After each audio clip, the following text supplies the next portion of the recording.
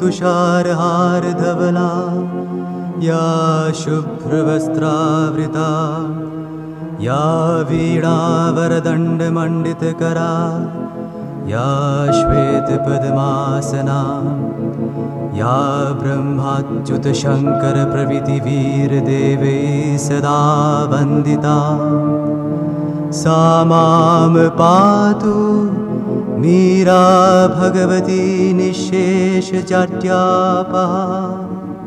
ॐ सर्वगणे सर्ववरदे सर्वदुष्टभयङ्करी सर्वदुःखहरे देवी महामीरा नमोऽस्तुते। सिद्धिबुद्धिप्रदे देवी भुक्तिमुक्तिप्रदायिनी मन्त्रमूर्ते सदा देवी महामीरा नमोऽस्तुते। आद्यन्तरहिते देवी आद्यशक्ते महेश्वरी योगदे योगसम्भुते महामीरा नमोऽस्तुते महामीरा नमोऽस्तुते।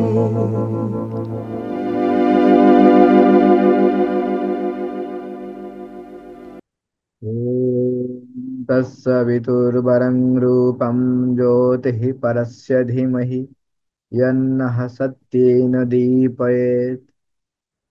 ॐ नमो भगवते श्रीअरविन्दाय।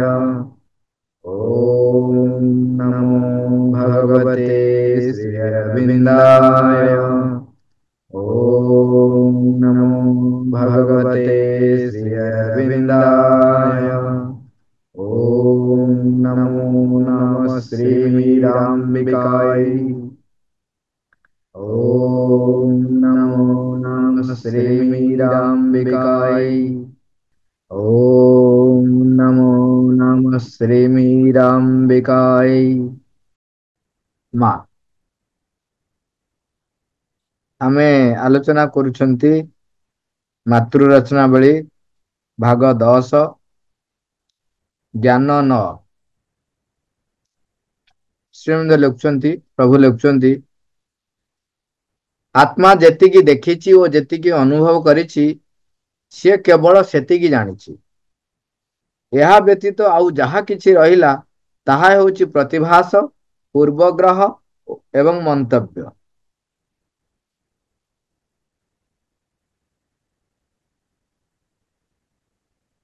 आत्मा जेतिकी देखिछि जेतिकी अनुभव करिछि से केवल सेतिकी जानिछि। यह व्यतीत आउ जहा किछि रहिला ताहा हेउछि प्रतिभास पूर्वग्रह एवं मंतव्य। माँ आरंभ करुछंती एपरि कहिबार मर्म हला गोटे लाइन रे पूरा सारांशटी कहले जो ज्ञान आत्मार दृष्टि लाभ बा अनुभवर परिणाम स्वरूप लब्ध होई नाही ताहार कौनसी यथार्थ मूल्य नाही। एटी जो कहले आत्मा जेतिकी देखिछि जेतिकी अनुभव करछि से केवल सेतिकी जानिछि।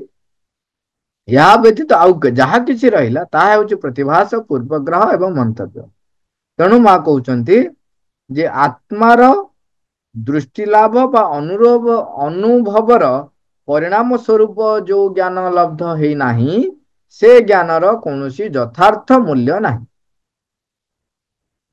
ताकू जेतବେଳେ अन्यमाने प्रश्न पचारुचंती मां को सेकु नै जे आत्मा प्रकृति रे कोन देखुची आमे से कथा जानिबा किपर। मां कहले जे आमे निजर आत्मा विषय रे सचेतन न होइथिबा पर्यंत आमर यथार्थ ज्ञान लाभ करिबा आदौ संभव हेबो नाही। तेणु भीतर रहिथिबा आत्मा को देखि पारिबा ही आमर सर्वप्रथम प्रयास हबो। आत्मा प्रकृति रे कोन देखुची जानिबा को हेले आग आत्मा विषय रे सचेतन हबा को पड़िबो। आत्मा को आविष्कार करिबा को पड़िबो एवं सेति पई प्रथम प्रयास हबो आग आत्मा को आविष्कार करिबो। ତାହା ସହିତ ଏକତ୍ୱ ଲାଭ କରିବା। ଦ୍ୱିତୀୟରେ ଆସିଲା ତାହା ସହିତ ଏକତ୍ୱ ଲାଭ କରିବା ଓ ତାହାକୁ ଆମ ଜୀବନର ପରିଚାଳନା କରିବା ଲାଗି ବାଟ ଛାଡ଼ିଦେବା ହିଁ ସର୍ବପ୍ରଥମ ଉଦ୍ୟମ ହୋଇ ରହିବ। ତେଣୁ ସର୍ବପ୍ରଥମ ଉଦ୍ୟମ ହଉଛି ତିନିଟା କଥା କହିଲେ, ଯେ ଆତ୍ମାକୁ ଦେଖିପାରିବା ବା ଆତ୍ମାକୁ ଆବିଷ୍କାର କରିବା। ତାପରେ ହେଲା ତା ସହିତ ଏକତ୍ୱ ଲାଭ କରିବା। ତାପରେ କହିଲେ ତାହାକୁ ଆମ ଜୀବନର ପରିଚାଳନାର ଦାୟିତ୍ୱ ଦେଇଦବା। ବର୍ତ୍ତମାନ ସୁଦ୍ଧା ମନ ଆମର ଦାୟିତ୍ୱ ନେଇଛି। ଗତକାଲିର ଆଲୋଚନାରେ ଏଇଟା ପ୍ରାୟ ଆଲୋଚନା ହେଇଥିଲା। କାଲି ସମସ୍ତେ ଥିଲେ ତ? ସାରାଂଶଟି ଆଲୋଚନା ହେଲେ ଜଣା ପଡିଯିବ। ସାରାଂଶଟି ଥିଲା ଏଇଭଳି ଯେ ଏହା ଆମର ଆତ୍ମା ବୋଲି ଆମେ ଜାଣିବା କିପରି? ତାର ପ୍ରଶ୍ନରେ ମା ପ୍ରଥମେ ଉତ୍ତରେ କହିଲେ ଯେ ଯୋଉମାନେ ଆତ୍ମା ସମ୍ବନ୍ଧରେ ସଚେତନ ହେଇଥାନ୍ତି, ଆତ୍ମା ସହିତ ଏକତ୍ୱ ଲାଭ କରିଥାନ୍ତି, ସେମାନଙ୍କ ଭିତରେ ଏଇ ପ୍ରଶ୍ନ ଆସେ ନାହିଁ। ଯେ ପର୍ଯ୍ୟନ୍ତ ପ୍ରଶ୍ନ ଆସୁଛି ତାମାନେ ବର୍ତ୍ତମାନ ସୁଦ୍ଧା ଆତ୍ମା ସହିତ ଆମର ସମ୍ପର୍କ ହେଇନାହିଁ, ଏକତ୍ୱ ଲାଭ ହେଇନାହାନ୍ତି। ଏବଂ ସେଠି ଆଉ ଗୋଟେ କଥା କହିଲେ, ନକଲ କରିବା ବା କଳ୍ପନା କରିବା, ଛଳନା କରି ତୁମେ ଆତ୍ମାକୁ ସମ୍ପର୍କରେ ରହିଛ ବୋଲି ତୁମେ ଛଳନା କରିପାରିବ ନାହିଁ। ମନରୁ ଫାନ୍ଦି କହିପାରିବ ନାହିଁ। ଏହା ଏପରି ଏକ ଘଟଣା ଯାହାକି ତୁମ ମନରୁ ଫାନ୍ଦି କହିପାରିବ ନାହିଁ ଅଥବା ନକଲ କରି ଦେଖାଇ ବି ପାରିବ ନାହିଁ। ଓକେ, ଛଳନା କରି କହିପାରିବ ନାହିଁ। ହଁ, ବାହାରକୁ ଲୋକଙ୍କୁ ଭୁଆଁ ବୁଲେଇ ପାର, କିନ୍ତୁ ନିଜେ ତୁମେ ଜାଣିପାରିବ ଯେ ତୁମେ ଆତ୍ମା ଦ୍ୱାରା ଏପର୍ଯ୍ୟନ୍ତ ପରିଚାଳିତ ହୋଇନାହ। ତେଣୁ ସେଠି କହିଲେ ତୁମେ ଯେ ପର୍ଯ୍ୟନ୍ତ ଆତ୍ମାକୁ ଆବିଷ୍କାର କରିନାହ, ସେ ପର୍ଯ୍ୟନ୍ତ ଏଇ ପ୍ରଶ୍ନଟି ଭିତରେ ରହିବ। ତାପରେ କହିଲେ ଆଉ ଗୋଟେ କଥା, ଯେତେବେଳେ ଆତ୍ମାକୁ ଆମେ କିପରି ଜାଣିବା, ଆତ୍ମାକୁ କିପରି ଶୁଣିବା, ସେ କଣ କହୁଛନ୍ତି ଆତ୍ମାଙ୍କର କଥାକୁ ଶୁଣିବା, ଆତ୍ମାକୁ ଆବିଷ୍କାର କରିବା, ଏସବୁ ପାଇଁ କେତେ ଗୁଡେ ପଦକ୍ଷେପରେ ଗୋଟିଏ କହିଲେ, ମନେ ରଖ ଆମେ ଯାହା ପାଠ କରୁଛନ୍ତି, ଯାହା ଜାଣିଛନ୍ତି ବୋଲି ଭାବୁଛନ୍ତି, ଲେଖୁଛନ୍ତି, ତୁମେ ଯାହା କିଛି ଜାଣିଛ, ଭାବୁଛ, ଶିକ୍ଷା କରୁଛ, ବ୍ୟକ୍ତିଗତ ପର୍ଯ୍ୟବେକ୍ଷଣ, ନିଗମନ, ତୁଳନା, ସବୁ କିଛି ଯାହା ଆମର ରହିଛି, ତାହା ହେଉଛି ଏକ ଆପେକ୍ଷିକ ଜ୍ଞାନ ଏବଂ ତାହାକୁ ଆଧାର କରି କଦାପି ଜୀବନରେ ଏକ ସ୍ଥାୟୀ ଏବଂ ଯଥାର୍ଥରେ ଫଳପ୍ରଦ ମାର୍ଗ ଓ ଧାରାର ପ୍ରତିଷ୍ଠା କରିପାରିବ ନାହିଁ। ଆମେ ଯାହା କିଛି ପ୍ରାପ୍ତ କରୁଛୁ ମନକୁ ବ୍ୟବହାର କରି, ତାହା ହେଉଛି ଆପେକ୍ଷିକ ଜ୍ଞାନ ବୋଲି ଏ ସମ୍ବନ୍ଧରେ ଆମେ ସୁନିଶ୍ଚିତ ହବା ଉଚିତ। ସେଠି ବି କହୁଛନ୍ତି ମନରୁ ଯାହା ଉଦୟ ହେଉଛି ତାହା ହେଉଛି ଆପେକ୍ଷିକ। ତୁମେ ମନ ଆପଣାକୁ ଅଧିକ ପରିମାଣରେ ପ୍ରଶିକ୍ଷିତ କରିବା ଦରକାର, ଶୃଙ୍ଖଳିତ କରିବା ଦରକାର। ଯୁକ୍ତି ଦ୍ୱାରା ଯୋଉ ସତ୍ୟକୁ ସେ ପ୍ରମାଣ କରୁଛି, ପୂର୍ବ କଳ୍ପିତ ଧାରଣା ଏବଂ ଜ୍ଞାନ ଏ ସମ୍ବନ୍ଧରେ ଯୋଉ ତାର ଅସ୍ପଷ୍ଟ ବା ତାର ସିଏ ଯୋଉଟା କହୁଛି ସ୍ପଷ୍ଟ ଜ୍ଞାନ ବୋଲି, ତାହା ପ୍ରକୃତରେ ଅସ୍ପଷ୍ଟ ଏବଂ ତାହା ଯେ ପ୍ରତିଭାସ ଉପରେ ପର୍ଯ୍ୟବେସିତ ହେଇ ରହିଛି, ଏ ସମ୍ପର୍କରେ ତୁମେ ସୁନିଶ୍ଚିତ ହବା ଦରକାର। ଏବଂ ସେଥିପାଇଁ କହୁଛନ୍ତି ଆମେ ଆମର ଆତ୍ମାର ସନ୍ଧାନ କରିବା, ତାହାକୁ ଆବିଷ୍କାର କରିବା। ସେଠି ଆଉ ଗୋଟେ କଥା ସେ କହିଲେ, ଆତ୍ମା କେବେ ନିଜକୁ ଲୁଚାଇ ରଖେ ନାହିଁ। ଆମେ ସାଧାରଣତଃ ଯୋଉ କହିଥାଉ ଯେ ଆତ୍ମା ଲୁଚି ଯାଇଛନ୍ତି ବା ସେ ନିଜକୁ ଘୋଡେଇ ରଖିଛନ୍ତି, ସିଏ ନିଜକୁ କେବେ ଲୁଚି ରଖିନାହାନ୍ତି କିମ୍ବା ନିଜକୁ ଘୋଡେଇ ରଖିନାହାନ୍ତି। କଣ ହୁଏ, ସିଏ ତାର କହୁଥାଏ, କିନ୍ତୁ ଆମର ମନ, ପ୍ରାଣ, ଶରୀର ବା ବିଶେଷ କରି ମନ ଓ ପ୍ରାଣିକ ସତ୍ତା କୋଳାହଳ କରିବାରେ ଭାରି ଅଭ୍ୟସ୍ତ ଏବଂ ସେଇ କୋଳାହଳରେ ଆତ୍ମାର ବାଣୀ ଶୁଣାଯାଏ ନାହିଁ। ଏବଂ ତାପରେ କହୁଛନ୍ତି ସେଥିପାଇଁ ଅନ୍ତର୍ଗତ ପ୍ରୟାସ କରିବେ, ଅଭିନିବେଶିତ ରହିବେ, ସ୍ଥିର ଶାନ୍ତ ରହିବେ। ତାପରେ କହୁଛନ୍ତି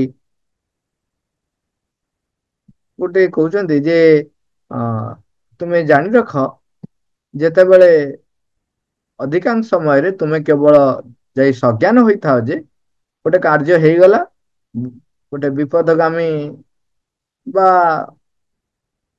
ଯୋଉ ହଉ ମାନେ ଭୁଲ ବାଟରେ ବା ଭୁଲ କଥା କରିଛନ୍ତି, ସେତେବେଳେ ଆପଣ କିଛି ଯଦି ଜାଣି ନ ପାରୁଛନ୍ତି, ଯଦି ସଜ୍ଞାନ ହେବେ ବା ସଚେତନ ହେବେ, ତାହେଲେ ପରେ ନିଶ୍ଚୟ ଆପଣ ଜାଣିପାରିବେ ଯେ ଆପଣ ଯୋଉଟା ଅନ୍ୟଟି ପ୍ରକୃତରେ ଠିକ କଥା ଥିଲା, ଯୋଉଟା ଆପଣ କରିଛନ୍ତି ତାହା ଭୁଲ ଅଛି। ତେଣୁ ସେତେବେଳେ ଆପଣଙ୍କୁ ସଚେତନ କରିବା, ସତର୍କ କରିବା, ସେଇ ଦାୟିତ୍ୱଟି ନିଜର। ସେଥିପାଇଁ ପ୍ରୟାସ କରିବାକୁ ପଡିବ। ଏବଂ ସେତେବେଳେ ଆମେ ସାଧାରଣତଃ ଯୋଉଟା ଭାବୁଥାଉ ଯେ ମନ ପ୍ରାଣ ଶରୀରର କାର୍ଯ୍ୟରେ ଆତ୍ମା କାହିଁକି ନିଜକୁ ଲଦି ଦିଅନ୍ତି ନାହିଁ, ସେ କାହିଁକି ଜବରଦସ୍ତ କରନ୍ତି ନାହିଁ, ସେ କାହିଁକି ଫୋର୍ସଫୁଲି କାମ କରନ୍ତି ନାହିଁ। ସେ ତାଙ୍କର ଏଇଟା ଅଭ୍ୟାସ ନୁହେଁ। ସେ କେବେ ବି ଆପଣଙ୍କୁ ଲଦି ଦେବାକୁ ଆସନ୍ତି ନାହିଁ, ସେ କେବେ ଶୁଣିବାକୁ ବାଧ୍ୟ କରନ୍ତି ନାହିଁ, କାରଣ ତା ଭିତରେ ଆଦୌ କୌଣସି ଉଗ୍ରତା ନଥାଏ। କାହା ଭିତରେ? ଆତ୍ମା ଭିତରେ।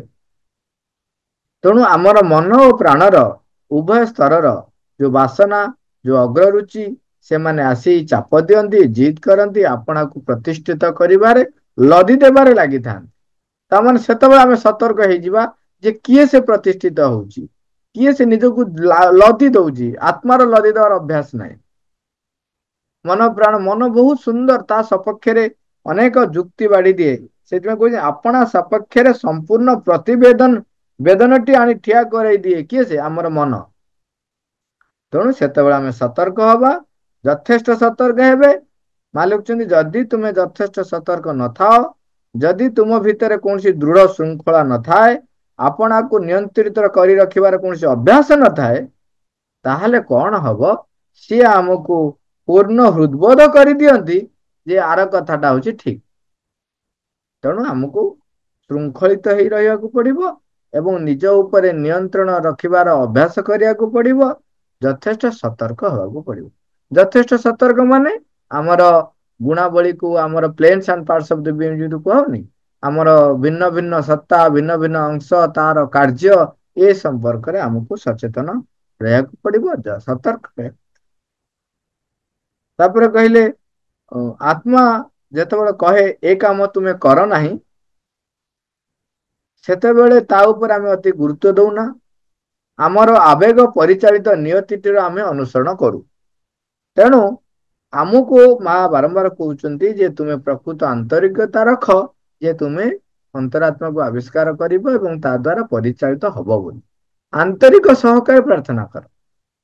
ତାହେଲେ ତମେ ଯାହା ଶୁଣୁଛ ତାକୁ ଅଧିକରୁ ଅଧିକ ତାରତମ୍ୟ ନିର୍ଣ୍ଣୟ କରିବାକୁ ଶିଖ, ଯେ କୋଉଟା ମତେ ମାଙ୍କ ଆଡକୁ ନଉଛି, କୋଉଟା ମତେ ମାଙ୍କ ଠାରୁ ଦୂରେଇ ନଉଛି, କୋଉଟା ମତେ ପ୍ରତିଷ୍ଠା କରୁଛି ବା ଅହଂକୁ ପ୍ରତିଷ୍ଠିତ କରୁଛି, କୋଉଟା ମାଙ୍କୁ ପରିପ୍ରକାଶ କରୁଛି। ଏବଂ ମା କହୁଛନ୍ତି ଯଦି ଏଥିପାଇଁ ପ୍ରୟାସ କରିବାକୁ ପଡୁଛି କର, ଯନ୍ତ୍ରଣା ସହ୍ୟ କରିବାକୁ ପଡୁଛି କର, ମାନିବାକୁ ଶିଖିଯାଅ ଏବଂ ତରତର ହବ ନାହିଁ, ଧୈର୍ଯ୍ୟ ହରାଇବ ନାହିଁ। ଅନେକ ଅଧ୍ୟବସାୟ କରିବାକୁ ପଡିବ, ତେଣୁ ଅଧ୍ୟବସାୟ ଲାଗି ରହିବ। ଏଇଠି ଆଉ ଗୋଟିଏ କଥା କହୁଛନ୍ତି ଯେ ଥରେ ଠିକ କଥାଟିକୁ କଲେ ତୁମେ ହୁଏତ ଭୁଲ କଥାଟିକୁ 10 ଥର ଲାଗି କରୁଥିବ, କିନ୍ତୁ କଦାପି ନିରାଶ ହୋଇ କାର୍ଯ୍ୟ ନିଜକୁ ଅଗ୍ରଗତି ଦିଗ ଆଡରେ ନେଇଯିବା ପାଇଁ କଣ ବାଟ ଛାଡିକି ଚାଲି ଆସିବ ନାହିଁ, କଦାପି ନିରାଶ ହବ ନାହିଁ। ଏବଂ ସେତେବେଳେ ଆପଣଙ୍କୁ କହିବ ଯେ ପରମ କରୁଣା ତଥାପି ମତେ ଛାଡି ଚାଲିଯିବ ନାହିଁ ଏବଂ ପରବର୍ତ୍ତୀ ଥର ବର୍ତ୍ତମାନ ଅପେକ୍ଷା ନିଶ୍ଚୟ ଅଧିକ ଭଲ ହେବ। ଏଇ ପ୍ରକାରର ନିଜକୁ ସବୁବେଳେ ବାଟରେ ରଖିବେ, ବାଟରୁ ପଥଚ୍ୟୁତ ହେବେ ନାହିଁ। ତେଣୁ ମା କହିଲେ, ତେଣୁ ମୁଁ ଉପସଂହାର କରି କହିବି ଯେ ବସ୍ତୁ ଗୁଡିକ ପ୍ରକୃତରେ ଯେପରି ସେଗୁଡିକୁ ସେହିପରି ଜାଣିବାକୁ ହେଲେ ତୁମକୁ ସର୍ବପ୍ରଥମେ ନିଜର ଆତ୍ମା ସହିତ ଯୁକ୍ତ ହୋଇ ରହିବାକୁ ହେବ ଏବଂ ନିଜର ଆତ୍ମା ସହିତ ଯୁକ୍ତ ହୋଇ ରହିବାକୁ ହେଲେ ତୁମକୁ ଏକ ଅବିଚଳ ଆଗ୍ରହ ଏବଂ ଅଧ୍ୟବସାୟ ସହିତ ସେଥିଲାଗି ଇଚ୍ଛା କରିବାକୁ ପଡିବ। ଲକ୍ଷ୍ୟ ଉପରେ ତୁମେ ନିଜକୁ ଯେତିକି ଅଧିକ ପରିମାଣରେ ଅଭିନିବେଶିତ ରଖିପାରିବ, ତୁମର ମାର୍ଗ ସେତିକି ଅଧିକ ଅଳ୍ପ ହୋଇଯାଉଥିବ। ଲକ୍ଷ୍ୟ ଉପରେ ଯଦି ଆମେ ଅଧିକ କନସେନଟ୍ରେଟ କରିବା, ତାହେଲେ ଆମକୁ ପଥ ଯୋଉ ସମୟ ଲାଗୁଛି, ଏତେ ସମୟ, ଏତେ କଷ୍ଟ,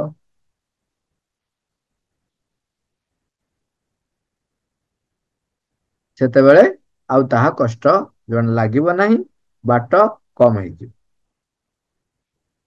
ଇଏ ଥିଲା ଜ୍ଞାନ 9ର ଏତିକି ଆଲୋଚନା ଆମେ କରିଥିଲେ, ତାର ସାରାଂଶ। ମା Thank you all, Araver.